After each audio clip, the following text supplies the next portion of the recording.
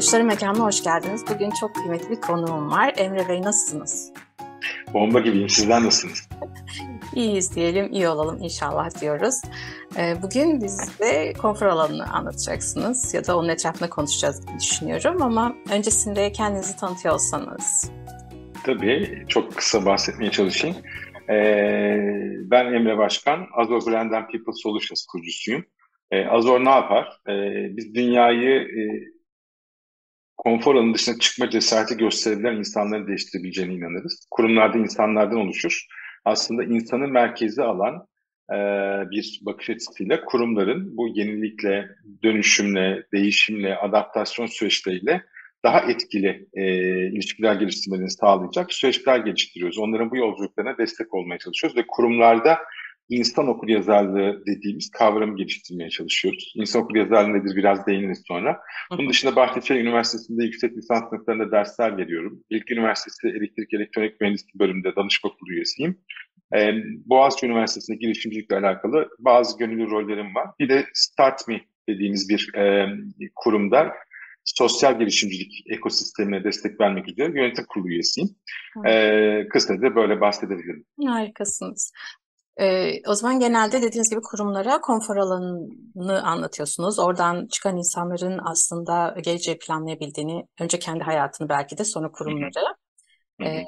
Nereden başlayalım? Dediğiniz o insan Okuryazarlığı. okuryazarlığı kısmı. Tabii ya o enteresan bir konu bana sorarsanız. Çünkü işte finansal okuryazarlık var. İhtiyacımız da var, Evet. doğru. İşte teknoloji okuryazarlığı var. İhtiyacımız da var, doğru. Ama insan okuryazarlığı yani literacy of human nature tarafına çok odaklanmıyoruz. Evet, çok güzel Halbuki aslında. ben de insanım. Çalışma arkadaşlarım da insan, yöneticilerim de Doğru. insan, müşterilerim de insan. İnsanı doğru anlamamız durumunda, Doğru. Simon Sinek'in bir sözüdür bu. İnsanı doğru anlarsan işini daha iyi yaparsın diyor. Yani istediğiniz kadar iyi bir teknolojik altyapıya sahip olun. Hı hı. İnsanı doğru anladığınızda orada bir kaldıraç etkisi yaratabiliyorsunuz diyor. Hak vermemek mümkün değil. Ben bunu şöyle yorumluyorum. İnsan sarrafı olmak değil, insan okuryazarlığı geliştirmek. Yani okuryazarlıktan kastımız zaten şu bir uzmanlık geliştirmek değil de finansal okuryazarlıkta finans konusunun veya araçlarının oradaki mantalitenin bizim hayatımızı nasıl etkilediğini biraz daha teknik ve bilimsel taraftan algılamaya çalışmak. Yani aslında daha olgun ve rasyonel şekilde yorumlayabilmek diyelim. İnsan okuryazarlığı da böyle bir konu. İnsanın doğasını daha iyi anlayabildiğimiz, onun doğasına uygun ortamlar yaratarak beklentilerimizi aslında şekillendirdiğimiz bir süreç. Bilimsel bazıdan besleniriz. Buna çok basit bir örnek veririm ben. İzninizle ona değineyim. Bir çiçek aldınız elinize ve bu çiçeği gittiniz. Dediniz ki çiçekçi size bunu güneşte tutacaksın. Haftada 3 kere sulayacaksın. Hay hay dediniz. Sonra bir gittiniz. O köşe, güneşe olan köşede çok şık durmadı o çiçek. Gittiniz gölgeye koydunuz. Her gün de su verdiniz diyelim. Onun Hı hı. yeşermesini bekleyemezsiniz. Yeşermeyen çiçeği de kökünden koparıp atmak yerine ne yaparız? Yerini değiştirip doğasına uygun yeri bulmaya çalışırız. Hatta onlar için İnsan, de app çıktı. Şimdi tutuyorsunuz çiçeği. evet tabii Şu ki değil kadar mi? su Keşke koyun, şu kadar güneş alsın falan diye. Çok kıymetli, evet. aynen. Belki insan için de çıkacak bunlar zaman içerisinde. Olabilir. E, Güzel olur. Çünkü insanda biz yeşermediğini fark ettiğimizde Evet. veya CV'sinde gördüğümüz yetkinlikleri, teknik bilgileri ortaya koymadığını fark ettiğimizde Hı hı. genelde onun doğasına uygun yere göre değiştirmek değil de kökünden koparıp atıyoruz. Kendimize de Evet. çok sert davranıyoruz. Hı hı. Etrafımıza da böyle davranıyoruz. Halbuki insan okuryazarlığı şunu getiriyor. Ben bu insandan yaratıcılık mı bekliyorum? Hı O hı. zaman onun şöyle bir ortama ihtiyacı var aslında insan olarak. Hı hı. İnsan doğasına bakma. O zaman ona bunları sağlamam lazım. Bu insandan hiç hata yapmamasını bekliyor muyum? O zaman şöyle bir ortam sağlamam lazım. Veya bu insandan işte yüksek performans, üretkenlik mi bekliyorum? O zaman şöyle bir ortam sağlamam lazım. Aslında insanı merkeze alıp dış dünyayı, atmosferi buna göre yorumluyoruz diyelim. Ben sizden şöyle duydum şimdi, dediniz ki insan zarrafı olmakla insan okuryazarlığı farklı. Çünkü belki Evet. dediğiniz gibi insan zarrafı bir genellemeyle artık işte şu tipler şöyle olur, bu hareketleri yapanlar böyle olur gibi bir şey belki. Genellemeye giderken insan okuryazarlığı da birey olarak dediğiniz gibi individually tek tek onlara Hı hı. bakmak ve merak geliştirip bu nerede Çok doğru. başarı hani elde edebilir? Hani Evet. nerede hata yapıyorsa da o zaman onun o yaptığı hataları nasıl aza indirebiliriz? Oraya kimi Hı hı. koysak mesela onun hatası daha az olur gibi. Belki de birbirini Çok besleyen insanlar. Hani çiçeklerde de öyledir ya, evet. birbirleriyle Doğru. alışveriş yapan ve birbirini geliştiren ağaçlar vardır mesela. Onlar bir arada dikilirler ki daha iyi çiçeklensinler ve bol meyve versinler gibi. İnsanları da öyle düşünürsek belki birbirini daha çok besleyebilecek insanları yan yana koyduğumuzda çok Sinerji kıymetli arttırır bir, kesinlikle. evet, bakış Ya bu o açısı. kadar kritik bir bakış açısı ki bana bir lider gösterin. İnsan okuryazarlığı olmasın.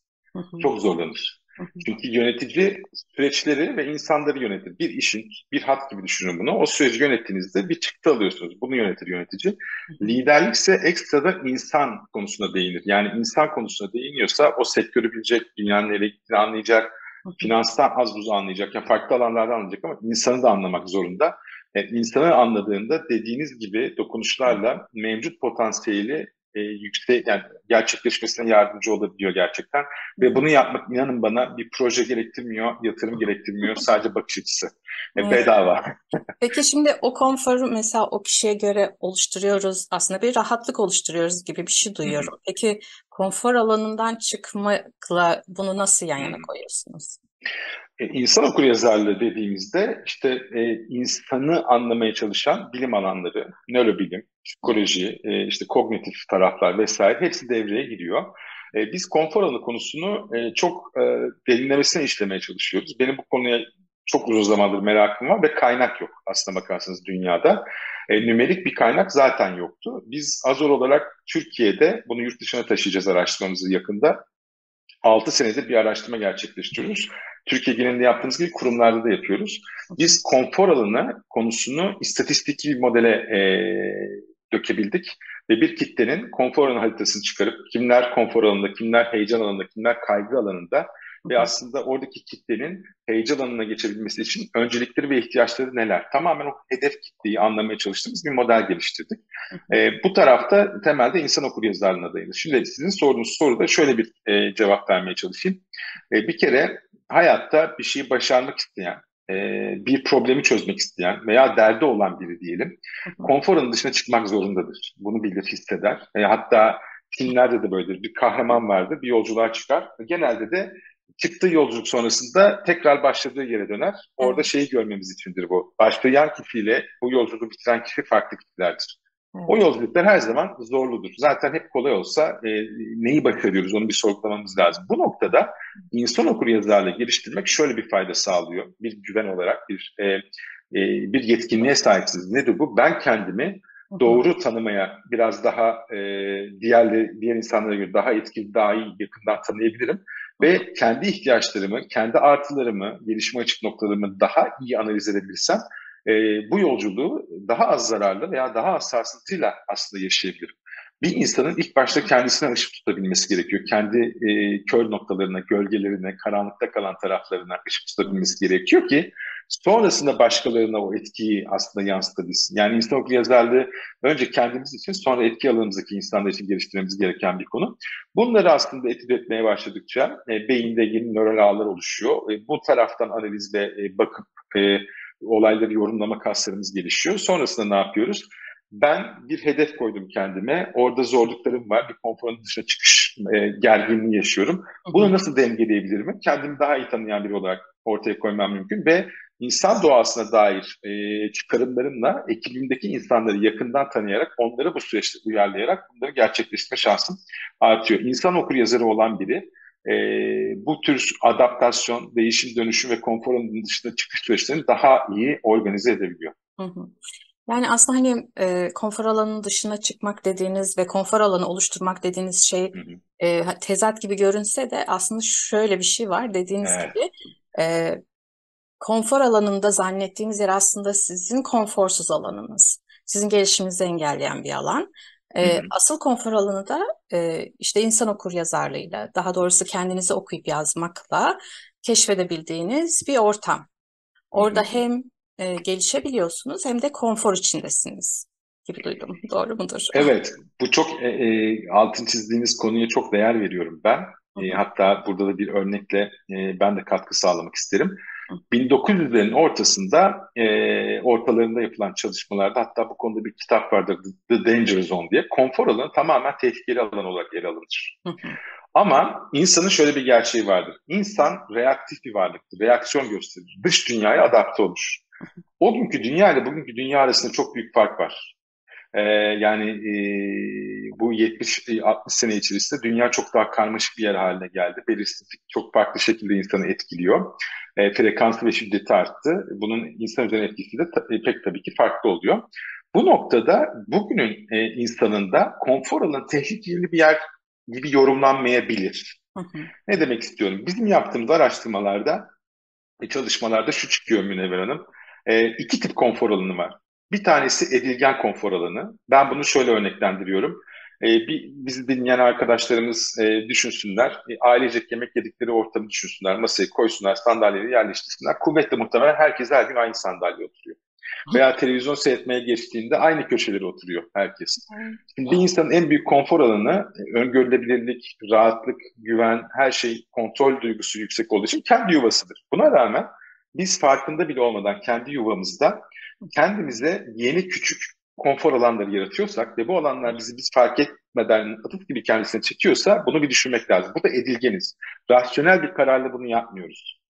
Bu gibi yerler kök salmamıza neden oluyor. Hangi alışkanlıkları, hangi rutinleri geliştirdiğimizin farkında bile değiliz ve onların esiri olmaya başlıyoruz. Bir de stratejik konfor alanı dediğimiz daha etkin rol oynadığımız etkin konfor alanlarımız var. Biz daha etkiniz orada. Nedir bu? Ben mesela örnek veriyorum. Bu belirsizlik dünyası tamam, artık değişmeyen bir şey. Evet. O zaman ben burada kendimi nasıl daha güvende hissedebilirim? Kendi kapasitemi artırarak, yetkinliklerimi artırarak yeni bir beceri ederek, mesela insan okuryazarlığı benim durumsal olarak kendimi yorumlamaya yardımcı hissettiği olduğu için stres seviyemi düzene sokabilir ve beni aslında güven alanında hissettirebilir. Belirsizliğe karşı göreceli daha özgüvenli davranabilir. Veyahut işte yeni şeyler öğrenme kapasitemi arttırabilirim. Bu tarafta kendi yeni düzenler gelişim. Adaptasyon yeteneğimi, adaptasyon zekası dediğimiz adaptability quotient, onu arttırabilirim. Bunların hepsi benim belirsizliğe karşı donandığım silahlardır. Bunlar beni o mücadele anında zırh gibi düşün, kendimi daha güvende hissettirebilir. Bunu şundan çok kritik olarak vurgularız biz. Bunlar stratejik kararlardır. Nasıl bir rutin, nasıl bir alışkanlık geliştireceğime ben karar veriyorum ve o alışkanlık yine beni avucunun içine alıyor. Ama bu sefer benim zıplama tahtam oluyor.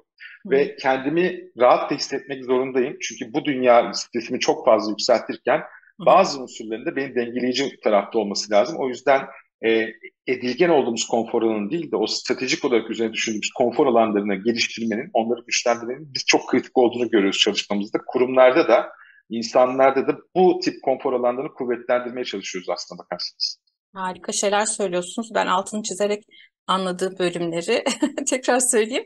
Sağ Dediğiniz olun. gibi hani ortam değişiyor sürekli. Yarın ne olacak belli değil. Haberler sürekli değişiyor. Bizim dışımızda gelişiyor ve gerçekten çok korkup kendi kabuğumuza kapanabileceğimiz durumlar. Ama eğer dediğiniz gibi vizyonunuzu açık tutarsanız, geniş bir perspektiften bakabilirseniz, o değişimleri siz uzaktan görebilirsiniz ya da siz de eğer o esnekliğinizi, uyum yeteneğinizi, o değişkenliğinizi geliştirirseniz, siz de değişen olaylarla beraber değişip kendinizi tehlikede hissetmeden ama hala Evet, hayatla beraber akabiliyor olursunuz. Çok güzel evet. şeyler gerçekten bu söyledikleriniz. Size kendimden bir örnek verebilir miyim izninizle? Tabii yani onu diyecektim. Nasıl Evet. içselleştirebiliriz? O zaman tabii ki sizin öneriniz kıymetli olur. Şöyle, estağfurullah, içselleştirme tarafına değinelim ama öncesinde kendimden bir örnek vermek istiyorum. Ben kurumsal hayatımda MT'dim ve full rotasyon gördük. Bugünkü gibi böyle yapısal süreçler yoktu. Durmadan rotasyona uğruyorduk. Şehir değişiyordu, ülke değişiyordu, disiplinler değişiyordu. Mali işlerden insan kaynaklarından satışa, pazarlamaya vesaire. Bu süreçlerde bazı yerlerde çok dalgalandım. Bazı yerlerde daha yumuşak geçişler yaptım ve dedim ki bu iş böyle olmaz. Rotasyon benim gerçeğimse ve ben bundan istifade ediyorsam, bir şey öğreniyorsam bu dalgalanmayı çözmem lazım.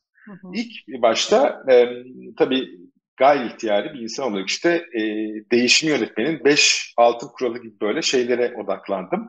Halbuki orada dedim ki bu iş değil. Aslında benim anlamam gereken bu değişimin bende neden böyle bir dalgalanmaya sebebiyet verdiği, o nedenselliği anlamaya başladığınızda durumsal analiz yeteneğiniz gelişiyor. Bu size her durumu ayrı şekilde ele almanızı sağlıyor. Benim 2013 yılında bir tecrübem oldu. Yelken sporuyla ilgileniyorum. 2013 yılında 3 kişilik bir ekip olarak biz Atlantik Okyanusu'nu geçme şansı yakaladık. Ne Yelkenli güzel. tekneyle. Eşim ondan sonra bana çok fazla şey demişti. Yani mesela bir problemle karşılaştığında Hı hı. Emre okyanus geçmiş insansın. Yani bununla mı baş edemeyeceksin? Şimdi Evet. buna katılıyorum ama aslında okyanusu geçtiysen bunu da beceririm tarzı bir şey değil demek istediği konu. Aslında şu, e, sıfırdan o projeyi düşünüp gerekli paydaşlarla irtibata geçip bu süreci başardıysam neden başka bir şey yapamayayım? Doğru. İşte bu neden olmasın sorusu bile çok güçlü bir konfor alanıdır bence. Bir insan kendisine neden olmasın sorusunu 5 kere sorsun. Hı hı. 5 kere sorduğunda cevap vermeye çalışsın. Görecek ki belki kendi kafasındaki duvarları aşamıyor. Yani olmaması için bir neden yokken ben bunu sonraya atayım veya olmayabilir Hı hı. gibilerden bazen düşüncelere kapılıyoruz. İnsanın aslında burada sizin dediğiniz olayda biz her zaman şeyi söylüyoruz. Yani konfor alanı dışına çıkmak istiyorsanız ilk başta kendinizi tanımak zorundasınız. Bu işte felsefenin bir ilk öğretilerinden biri. Know Evet. thyself, temetnoski gibi böyle Latince şeyleri de var. Bu da çok zor bir şey. Hı hı. Çünkü ben sabahki Emre değilim. Hı hı. Şu sohbetimiz 15 dakika oldu. 15 dakika önceki Emre de değilim. Hı hı. Sürekli takip gerektiren bir konu. Evet. Ben şahsen şöyle yapmaya çalışıyorum. Özellikle cumartesi sabahları veya cuma akşamları kendi başıma bir vakit geçirip bu Hı hafta için nasıl geçti? Neye nasıl tepki verdim? Eskiden böyle tepki vermiyordum. Niye böyle bir tepkiye dönüştüm? hı. Durmadan canlı şekilde kendimizi anlamak zorundayız. Çünkü beynimiz aynalama yapamıyor. Hı hı. Dış dünyayı, riski odaklı olduğumuz için hayatta kalmak için dış dünyaya odaklı bir yapısı var. Aynalama yapamadığı için ya koçluk, mentorluk gibi destekler alması gerekiyor ya da gerçekten takviminde bir toplantı gibi kendisiyle baş başa kalacağı bir toplantı saati koyup her Evet. şeyi nasıl toplantıda kimseye irtibat kurmuyorsanız kendisiyle bir sohbet haline girmesi faydalı olabiliyor. Hı Ben hı. şahsen ona hala gayret etmeye çalışıyorum. Ben de müşterilerime şey diyorum. Kendi takviminizi oluşturun. Sanki patronunuz sizi oluşturmuş gibi. Kendi kendinizin patronu olun. Hı hı, Ve o schedule'a uymaya dikkat gösterin. Ama ne sizin güzel. kendinizden örnek verdiğiniz şey çok kıymetli. Bu değişkenliği of niye yaşıyorum ya deseydiniz belki şu anki verdiğiniz bu eğitimi verebiliyor olmazdınız. Çünkü hayatın sizi götürdüğü o değişik noktalar Hı size hı, şimdi bunu o kadar ustaca anlatabilme yeteneği kazandırıyor ki. Çünkü siz bunu kitaptan işte birinden öğrenmiyorsunuz, deneyimleyerek öğreniyorsunuz. hı Ee, hı. Belki de o yaşadığınız şeyler bugünkü sizin için gerekli olan şeylerdir. Hani deriz ya işte ne yaşadığımızdan çok Evet. o yaşadığımızdan aldıklarımıza bakıp bunları nasıl gelecek için bir işte merdiven olarak kullanabiliriz ya da işte zıplama tahtası dediğiniz gibi Hı hı. kullanabiliriz kısmı çok kıymetli. Çok teşekkür ederim. Ben de katılıyorum. Çok güzel altını çizerek böyle Evet. katkıda bulundunuz. Çok Hı hı. teşekkür ederim. Peki şimdi normalde bu deneyimleri yapmıyoruz. Böyle bir deneyimler Evet. yok ama ihtiyacımız da var toplum içinde yani bu uyumlanmalara. Hı hı, Konfor alanımız dediğimiz yer aslında çok da konforlu değil. O yüzden zaten sıkılıp bunalıp duruyoruz. hı hı. Şey gibi o benim mentorum bana söylemişti. Hani hayat lineer akmaz, circle şeklinde Evet. dolanır. Ama ilk circle'da o dediğiniz korku noktasına geldiğinizde eğer bir adım zıplamazsanız siz tekrar aynı circle'da dönmeye devam ediyorsunuz ve Hı artık o hı, hı hı. sizde ezberlenmiş hareketler ve sürekli aynı şey yaptığınız için de kendinize güveniniz kalmıyor, cesaretiniz kalmıyor.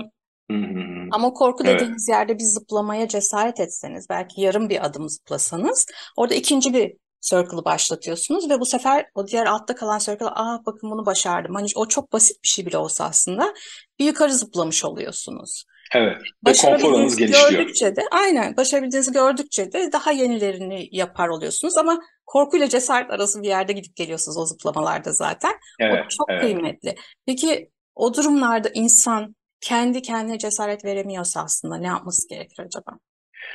Başta şeyi söyleyeyim. Sizin bahsettiğiniz o korku ve gelişim alanı Hı hı, sıralamasındaki tematikten biraz daha farklı bir şematik belirlemek istiyoruz biz. hı hı, Çünkü her korkudan sonra gelişim olmayabiliyor. Bazen vücudumuz ilkel tarafımız gerçekten büyük alarmlar verip bizi aslında çok kaygılandıracak bir durumdan veya korkutacak bir durumdan uzak tutabiliyor. Hı hı. Aslında kaygı tarafında bazen yıkım da olabiliyor. Yani Walsh'un bir sözü vardır. Bu sosyal medyada, popüler kültürde çok böyle şey kullanılır. Hemen hatırlatayım. Hayat konforunuzun dışında başlar diye. Hı hı. Bu görselleri falan baktığınızda her taraf çiçekliktir böyle. Sanki her şey günlük güneşlik gibi anlatır ama aslında Walsh da şunu demek ister. Her gün oturduğun koltukta yeni şeyler keşfedemezsin. İnişler çıkışlar da yoktur. Her gün o koltukta sabit oturuyorsun farkında olmadan. Hı hı. Hayat aslında inişleri de çıkışları da vardır. Hayat o çizginin sonrasına başlar. Yeni şeyler keşfetmek olduğu kadar zorluklar da vardır. Başarısızlıklar da vardır aslında. Ama şöyle bir şey getirebilirim sizin dediğinizden. Şimdi konfor alanı dediğimiz konu genişliyor ve konfor alanındaki biz üç fazla bakarız. Konfor alanı, heyecan alanı, kaygı alanı. Hı hı. Kaygı alanının da yıkım olabilir.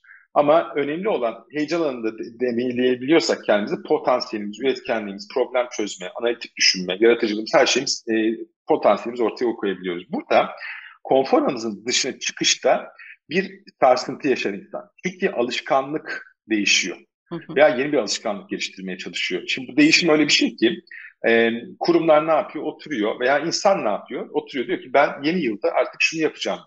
Evet. Söylemesi çok kolay. Ya da işte kurumlar diyor ki arkadaşlar artık böyle bir değerlerimiz var. Hı hı. Stratejimizi böyle değiştirdik. Bunu yapacağız. Şimdi bizi dinleyen herkesten şeyi rica edeceğim. Cep telefonunu alsın herkes. Hı hı. Ana ekranı açsın. Ondan sonra ana ekranı açtıktan sonra en çok kullandığı aplikasyonu seçsin. Üzerine şu uzunca bassın. Ekran titremeye başlasın. Bilmeyeceğiz. Kimse merak etmesin. Korkmayın. Bu aplikasyonun yerini değiştirin lütfen. Hı hı. Şimdi ve telefonunuzu kapatın. Şimdi sonra kendinizi gözlemlemeye başlayın. Hayatın koşturmacası dahilinde Hı hı. ya böyle bir anda eliniz telefonunuzu aplikasyona gitti diyelim. Bakalım eliniz nereye gidecek? Hı Burada bir parantez açmak istiyorum. Buradaki değişime siz karar verdiniz. Rasyonel beyninizle bunu buradan buraya alayım dediniz. Büyük bir problem değil ama o şekilde tasarladınız. hı. Yani değişimi tasarlayan kişi olarak değişime ayak uydurmanız bile zor olabiliyor. Eski Hı yere gidecektir büyük ihtimalle eliniz. İşte bu noktada orada istikrar konusu, cesareti bulamadığımız yerlerde mesela bana genç arkadaşlarım şeyi sorar. Yani öz motivasyonu çok yüksek birine benziyorsunuz derler. Ben de elimden geldiğince derim. Peki yani bende mesela motivasyon yok derler. Ben de şunu belirtmeye çalışıyorum. Motivasyon dediğim şey her seferinde olacak diye bir şey yok. Motivasyon benim de uyanmadığım günler oluyor. hı. Ama o motivasyon arasındaki boşluğu disiplinle dolduruyoruz. Yani o Evet, istikrar çok güzel. kritik. Ne kadar tekrarlarsanız yeni bir alışkanlığı o kadar çabuk elde edersiniz. Ama orada bir çarpışma noktası vardır. Cesaret kaybettiğimiz yerler vardır. Hı Burada hı. kişinin kendini tanıması çok kritik. Hangi konu onu korkutuyor? Korku varsa cesaret söz konusudur. Korku yoksa cesaret yoktur zaten. İhtiyaç da yoktur cesarete. Hı hı. Korku varsa bundan korkmak yerine bazen korktuğumuz bir şeyden ikinci kat kendi içimizde korkuyoruz. O Hı hı. fiktif bir korku yaratıyoruz. Ben orada takımdaşlığa çok önem veriyorum. Yani ben mesela diyeyim ki matematik sevmiyorum diyeyim. Veya öyle bir öğretmene denk geldim ki matematikle aram kötü. Hı hı. Bana kötü davranan bir öğretmenden dolayı ama kendi işimi kurmak istiyorum. O zaman matematikten biraz anlamam lazım, finansallardan.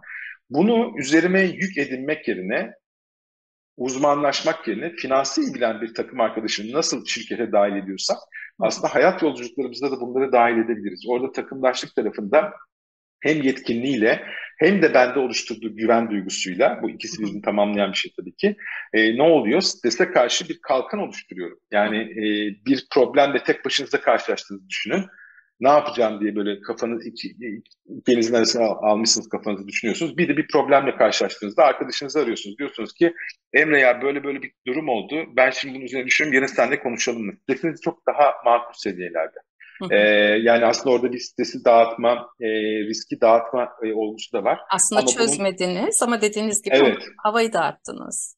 evet ve bu çok kritik bir konu. Hı Çünkü hı. olumlu stres bizi harekete geçirir. Yani oturduğumuz sandalyeden kalkmamızı, aksiyona geçmemizi sağlar. Ama yüksek kaygı neokorteksimize, rasyonel tarafa beynimizdeki enerji politikasından dolayı enerji gitmesinin önüne geçer. Bir öğrenci düşünün. Hı İşte üniversite sınavına girmeden önce 200 kere aynı soruyu çözüyor. Ama o 3 saatlik sınavda yüksek stresten dolayı işlem hatası yapıyor. İşlem rasyonellikle alakalı, neokorteksle alakalı o yüksek streste neokortekste enerji göndermiyor. Hı hı. Bünyemiz, yapı böyle. Evet. Bu noktada aslında stresi dengelemek insan için çok kritik bir noktada. Hiç Hı hı. stres de çok makul değil. Ama çok yüksek streste bizim beklentilerimiz dahilindeki o CV'mizdeki kaliteleri ortaya koymamızın önüne geçiyor.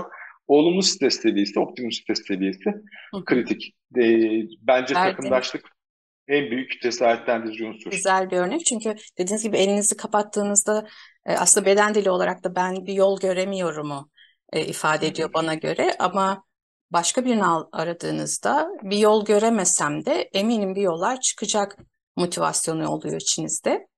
Bir de ben Evet, sizden şey duydum, heyecan. evet, Peki bu heyecan evet. kelimesi hani her zaman başarılı olmak zorunda değiliz. Korkusunu önüne Tabii ki. çarptığımızda başarısız da olabiliriz. Hı hı. O zaman o heyecanı besleyen şey ne? O enteresan. Bu sizin bir anlamlı bulduğunuz bir şey olabilir. Bir derdiniz vardır dünya ile alakalı. Bu sizi heyecanlandıran şey olur. Yani ilk şirketinde çalışıp aynı maaşı almak, başka bir yerde de anlamlı bir şey yaparken aynı maaşı almak da bu tarafı tercih ederiz, değil mi? İşte onun Evet. gibi bir konu. Burada bazı insanlar mesela okuyup kendini geliştirmekten heyecan duyar. Sonra bunu aktarmaktan heyecan duyar. Bazıları yeni yerler keşfetmekten heyecan duyar.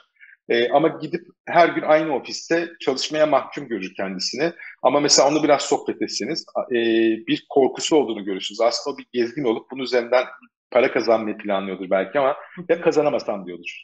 Evet. Şimdi ya kazanamasam dediğinizde neden olmasın sorusunu soramıyorsunuz. Ben de ona şunu soruyorum mesela. Neden olmasın diyorum. Diyor ki olmaz. Neden olmasın? Bana anlat. Anlatamadığını görüyor. Ve işte 4-5 kere mesela ben bunu kendime çok uyguluyorum. Ben de insanım da bende de bu bariyerler oluşuyor. Önce zaten Diyorum ki ben kendimiz yapıyoruz ya bunları. maalesef çok net bir şekilde maalesef. Mesela kendime diyorum ki ya bu iş olmaz diyorum. Ben bunu kenara koyayım diyorum. Sonra diyorum ki neden olmayacağını rasyonel şekilde ispatlamam lazım. Neden olmasın diyorum. Bir şeyler yazıyorum. Olmuyor. Oturmuyor zihnimde. Bir daha söylüyorum ama neden olmasın diyorum. Her seferinde sesim yükseliyor. Diyorum ki demek ki olabilir. Evet. Yani Bana doğru denemeye değer. düzgün rasyonel bir cevap veremedin. Demek ki olabilir. Evet, bu Evet. çok kritik bir konu gibime geliyor.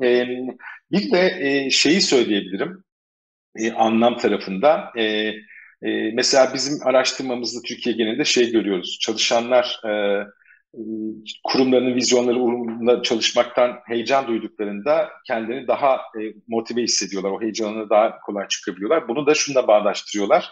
Benim o vizyondan heyecan duymam için o vizyonun insanlığa bir değer katan şeyde olması lazım. Yani kurumun lider olması vizyonda misyonunda geçiyorsa o zaten bencil bir konu ve buna müşteri karar veriyor. Bizi lider yapıyor. Ben bu verdiğim emeğin insanlara bir değer kattığını görmek isterim tarzında bir yorumları var. İşte o anlam ne yapıyor? İnsanı oturduğu yerden harekete geçiriyor. Bence kritik bir nokta. Çünkü heyecan dediğimiz şey bizi yeni şeyler yapmaya, denemeye götürüyor. Her seferinde başarılı olamıyoruz dediğiniz gibi. Mesela bugün siz de ben de yürüyebiliyoruz çok şükür. Neden? Çünkü hata yapabildiğimiz için yürüyebiliyoruz. O ilk yürümeye çalışan çocuğun yüzündeki heyecanı düşünün. Evet. Adım atıyor, düşüyor. Etrafındaki insanlar aman oğlum, aman kızım demiyorsa, onunla beraber o düşme heyecanını yaşıyorsa, onun yanında olduğunu hissettiriyorsa ne yapıyor? Aynı heyecanla ayağa kalkıyor. Nasıl adım atmaması gerektiğini öğrenerek yürümeyi öğreniyor. Bütün insan doğasındaki sınıf atladığımız, eşik atladığımız öğrenme tipleri böyle giderken içine dahil olduğumuz eğitim sistemi ne yapıyor? Bize sonuçlar üzerinden yargıladığı için orada bazı şeylerimiz şaşmaya başlıyor ama insan doğası okullardaki final notuyla bağdaşmıyor açıkçası gelişim sürecinde. İşte bunların hepsi o yolculukları anlamak, tasarlamak açısından kritik öneme sahip diyelim. Ya çok güzel şeyler anlattınız. Şimdi ben telefon örneğinize geri döneceğim. Çünkü Tabii. o heyecanı oraya nasıl koyarız, örnekleriz.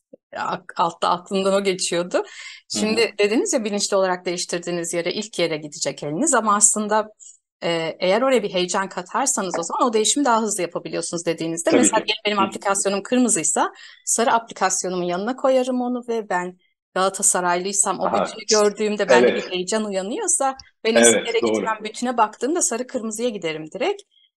Kesinlikle. Böyle bir şey altta oluştu bende. Kesinlikle.